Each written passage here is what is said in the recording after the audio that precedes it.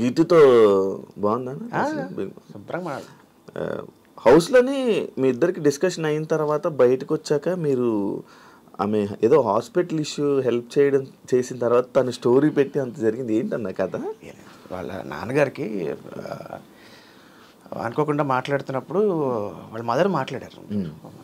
అమ్మ ఫోన్ చేసి ఇలాగా ఆయనకి బాగాలేదు, ఇలాగ మెడ్రాస్ వెళ్దాం అనుకుంటున్నాం, స్టంట్లు వేయాలన్నారు, చాలా రిస్కీగా ఉంది, చాలా కాస్ట్ చెప్తున్నారు.